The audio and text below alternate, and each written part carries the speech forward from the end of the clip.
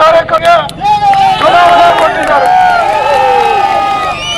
ದಯಮಾಡಿ ಅವರು ಕಡಿನಾಡು ಕೂಡ ಕುಮಾರಣ್ಣ ಚುನಾವಣೆ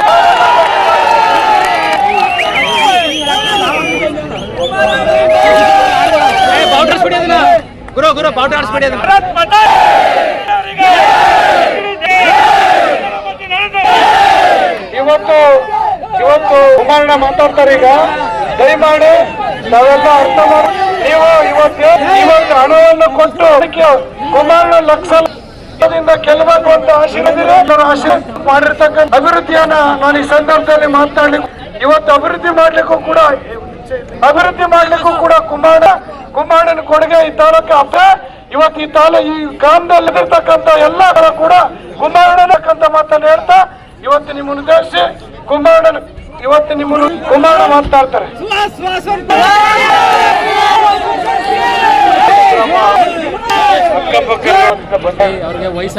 ಎಲ್ಲ ನನ್ನ ತಂದೆ ತಾಯಿದ್ರೆ ಯುವಕ ಮಿತ್ರರೇ, ಡಾಕ್ಟರ್ ಅನ್ನದಾನಿ ಅವರು ಮಾತನಾಡಿದ್ದವರು ಸಹ ನನ್ನ ಜೊತೆಯಲ್ಲಿ ಕಾರ್ಯಕ್ರಮದಲ್ಲಿದ್ದರು.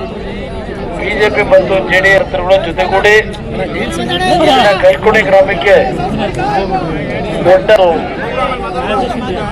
ಮೆರವಣಿಗೆಯ ಮುಖಾಂತರ ನಮ್ಮೆಲ್ಲರಿಗೆ ಒಂದು ಸ್ವಾಗತವನ್ನ ಪ್ರೀತಿಯಿಂದ ತಾವೇನು ಕೊಟ್ಟಿದ್ದೀರಿ. ಗ್ರಾಮದ ಎಲ್ಲ ನನ್ನ ತಂದೆ ತಾಯಿಯರಿಗೆ ನನ್ನ ಗೌರವಪೂರ್ವಕವಾದ ವಂದನೆಗಳನ್ನು ಸಲ್ಲಿಸಲಿಕ್ಕೆ ಬಯಸ್ತಾ ಇದ್ದೇನೆ.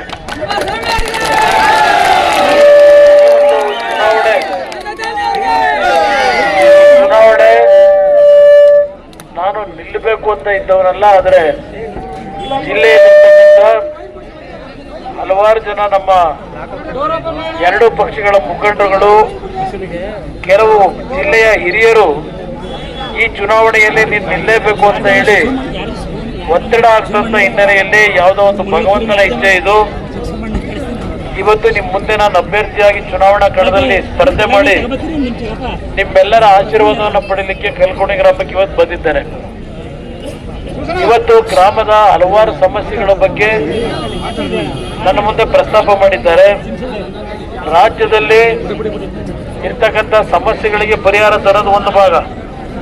ಇವತ್ತು ಲೋಕಸಭೆಗೆ ಮಂಡ್ಯ ಜಿಲ್ಲೆಯಿಂದ ನಾನೇನು ನಿಮ್ಮ ಆಶೀರ್ವಾದದಿಂದ ಆಯ್ಕೆಯಾದರೆ ಜಿಲ್ಲೆಯ ಸಮಗ್ರ ಅಭಿವೃದ್ಧಿಗೆ ಕೇಂದ್ರದಲ್ಲಿ ಇವತ್ತೇನು ಬಿಜೆಪಿ ಸರ್ಕಾರವೇ ಅಧಿಕಾರಕ್ಕೆ ಬರುತ್ತೆ ಅಂತಕ್ಕಂಥ ನರೇಂದ್ರ ಮೋದಿ ಅವರೇ ಪ್ರಧಾನಮಂತ್ರಿಗಳಾಗ್ತಿರತಕ್ಕಂಥ ಭಾವನೆ ಏನಿದೆ, ಅವರು ಸನ್ಮಾನ್ಯ ದೇವೇಗೌಡರ ದೊಡ್ಡ ಗೌರವ ಇಟ್ಕೊಂಡಿದ್ದಾರೆ. ಜೊತೆಗೆ ನನಗೂ ಹೇಳಿದ್ದಾರೆ, ನಿನ್ನ ಅನುಭವವನ್ನ ನಾಡಿನ ಸಮಗ್ರ ಅಭಿವೃದ್ಧಿಗೆ ನಮ್ಮ ಕೇಂದ್ರದ ಸರ್ಕಾರದಲ್ಲಿ ಉಪಯೋಗ ಮಾಡ್ಕೋತೀವಿ ಅಂತಕ್ಕಂಥ ಹೇಳಿದ್ದಾರೆ. ಇಲ್ಲಿ ಈ ಗ್ರಾಮಕ್ಕೆ ಒಂದು ನಮ್ಮ ಸ್ನೇಹಿತರು ಹೇಳಿದ್ದಾರೆ, ಈ ಮಲ್ಲಿಕಾರ್ಜುನ ಸ್ವಾಮಿ ದೇವಸ್ಥಾನದ ಒಂದು ಪುನರ್ಜೀವನ ಮಾಡತಕ್ಕಂಥದಕ್ಕೆ ಒಂದು ಸಮುದಾಯ ಭವನದ ಅವಶ್ಯಕತೆ ಇದೆ ಅಂತ ಹೇಳಿದ್ದಾರೆ. ಅರ್ಧಕ್ಕೆ ನಿಂತಿದೆ ಅಂತಕ್ಕಂಥ ಹೇಳಿದ್ದಾರೆ. ನನಗೆ ಲೋಕಸಭೆಯಲ್ಲಿ ಆಯ್ಕೆಯಾದ ನಂತರ 2 ತಿಂಗಳಲ್ಲಿ ಅಂದ್ರೆ ಜೂನ್ 4ನೇ ತಾರೀಕು ಫಲಿತಾಂಶ ಏನಿದೆ, ಫಲಿತಾಂಶ ಬಂದ ಒಂದು 15-20 ದಿನದೊಳಗೆ ನಿಮ್ಮ ಸಮುದಾಯ ಭವನಕ್ಕೆ 25 ಲಕ್ಷ ರೂಪಾಯಿಗಳನ್ನ ಲೋಕಸಭಾ ಸಂಪೂರ್ಣಗೊಳಿಸಿಕೊಳ್ತಕ್ಕಂಥದಕ್ಕೆ ನಾನು ಪ್ರಾಮಾಣಿಕವಾಗಿದ್ದೇನೆ. ಜೊತೆಗೆ ನಮ್ಮ ಗಂಗಾ ಮತಸ್ಥರು ನನ್ನ ಬಗ್ಗೆ ಪ್ರೀತಿ ಇಟ್ಕೊಂಡಿದ್ದೀರಿ. 1996ನೇ ಇಸ್ವಿಯಲ್ಲಿ ಮೊದಲನೇ ಬಾರಿಗೆ ನಾನು ಲೋಕಸಭೆಗೆ ಸ್ಪರ್ಧೆ ಮಾಡಿದಾಗ ಗಂಗಾ ಮತಸ್ಥರ ಸಮಾಜದ ಹಿರಿಯ ಮುಖಂಡರಾಗ ನಮ್ಮ ಜೊತೆಯಲ್ಲಿ ಅವತ್ತು ಟಿ ಜಯಕುಮಾರ್ ಅವರು, ನಂಜನಗೂಡಿನ ಮಾಜಿ ಮಂತ್ರಿಗಳು, ಅವರು ಸಹ ನಿಮ್ಮ ಸಮಾಜದವರಿದ್ದಾರೆ, ನಮ್ಮ ಪಕ್ಷದಲ್ಲೇ ಇದ್ದಂಥವ್ರು. ನಾನು ಮುಖ್ಯಮಂತ್ರಿ ಆದಾಗ 2006ರಲ್ಲಿ ಜಯಕುಮಾರ್ ಅವರನ್ನು ಅವತ್ತು ಮಂತ್ರಿ ಮಾಡಿದ್ದು ಗಂಗಾ ಮತಸ್ಥರಿಗೆ ನಾನು ಗೌರವ ಸಲ್ಲಿಸ್ತಕ್ಕಂಥ ಮಾಡಿದಂಥದ್ದು ಮಂತ್ರಿ ಸ್ಥಾನ ಜಯಕುಮಾರ್ ಅವರಿಗೆ.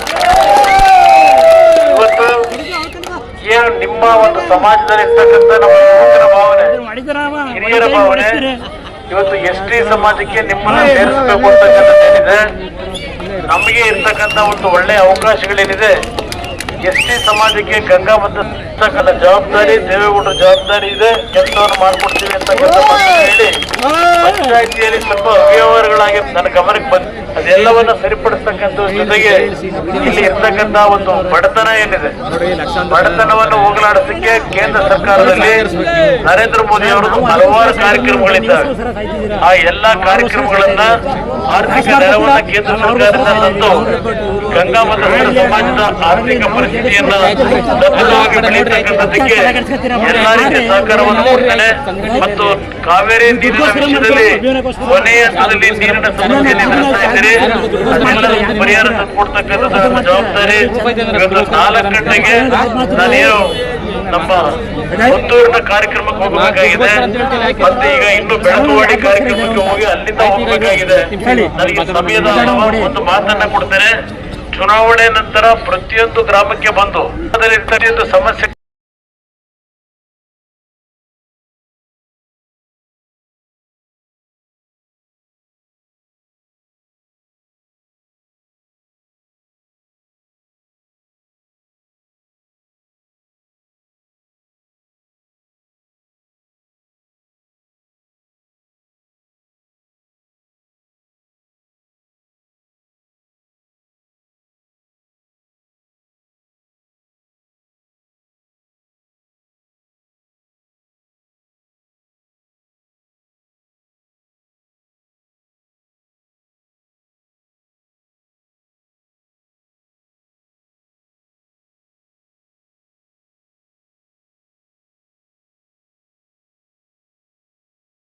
ಸಂವಿಧಾನದ ವ್ಯವಸ್ಥೆಯನ್ನ ಯಾರು ತೆಗಿಲಿಕ್ಕೆ ಸಾಧ್ಯ ಇಲ್ಲ.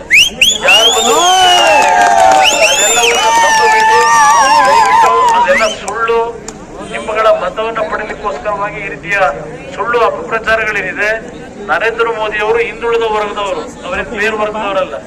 ಅವರು ಹಿಂದುಳಿದ ವರ್ಗದ ಗಾಣಿಗ ಸಮಾಜಕ್ಕೆ ಸೇರಿರ್ತಕ್ಕಂಥವ್ರು ನರೇಂದ್ರ ಮೋದಿ ಅವರು. ಅದರಿಂದ ಅವರ ಬಗ್ಗೆ ಅನುಮಾನ ಇಟ್ಕೊಳ್ಳೋದು ಬೇಡ. ಸಂವಿಧಾನಕ್ಕೆ ಯಾರು ಅಪಚಾರ ಮಾಡಕ್ಕೆ ಈ ದೇಶದ ಸಾಧ್ಯ ಇಲ್ಲ. ಅದರಿಂದ ಇದಕ್ಕೆಲ್ಲದಕ್ಕೂ ನಾವು ನಿಮ್ಮ ಜೊತೆಯಲ್ಲಿದ್ದೇವೆ, ನಿಮ್ ಕಷ್ಟ ಸುಖ ಇದ್ದೇವೆ ಅಂತಕ್ಕಂಥ ಮಾತನ್ನು ಹೇಳಿ ನನ್ನ ಒಂದು ಗುರುತು ಹೊರವತ್ತು ಮಹಿಳೆಯ ಗೊತ್ತು. ಬಿಜೆಪಿ ಮತ್ತು JDS ನ ಸಮರ್ಥ ಅಭ್ಯರ್ಥಿ ನಾವಿಬ್ಬರು ಮೈತ್ರಿಯ ಒಂದು ಒಪ್ಪಂದದ ಮುಖಾಂತರ ಚುನಾವಣೆಗೆ ಸ್ಪರ್ಧೆ ಮಾಡಿದ್ದೇನೆ. ನನ್ನ ಕ್ರಮ ಸಂಖ್ಯೆ ನಂಬರ್ 1, ಕ್ರಮ ಸಂಖ್ಯೆ ನಂಬರ್ 1ಕ್ಕೆ ನಮ್ಮ ಆಶೀರ್ವಾದವನ್ನು ಮಾಡಿ ನಿಮ್ಮ ಸೇವೆಯನ್ನು ಮಾಡಲಿಕ್ಕೆ